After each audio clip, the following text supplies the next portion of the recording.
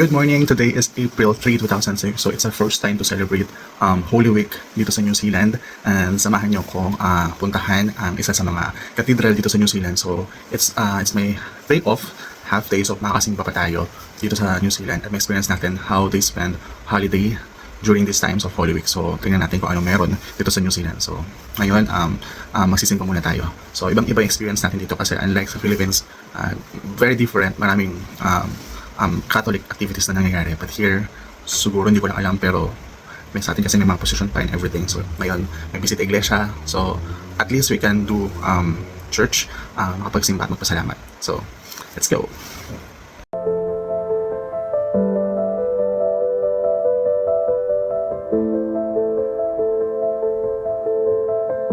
So magbe-breakfast muna tayo. Kain muna tayo bago tayo pumunta sa church. Kung makikita nyo kung gaano kawalang tao sa kalsada during Holy Week dito sa New Zealand. So usually busy tong daan na to pero ngayon as in walang sasakyan. Let's go!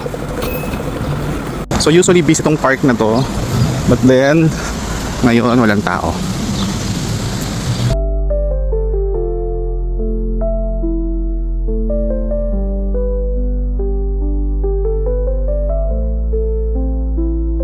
Look at the road.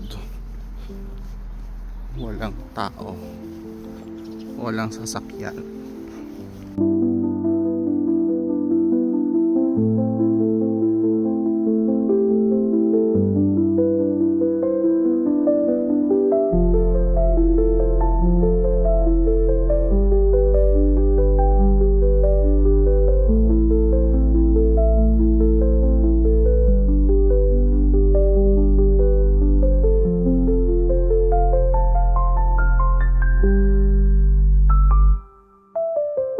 Tingnan tayo sa St. Peter Cathedral Church. So tingnan natin.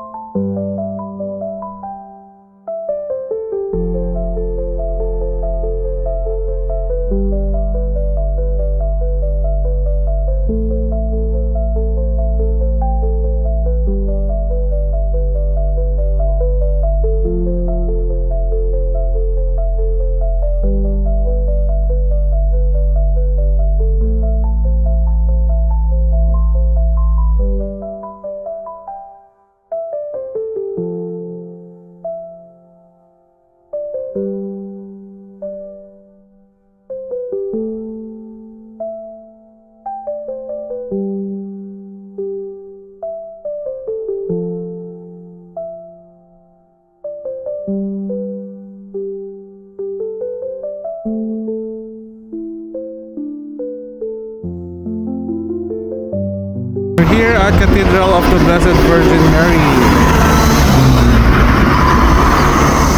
So, tatawid tayo. Go in there. Let's go.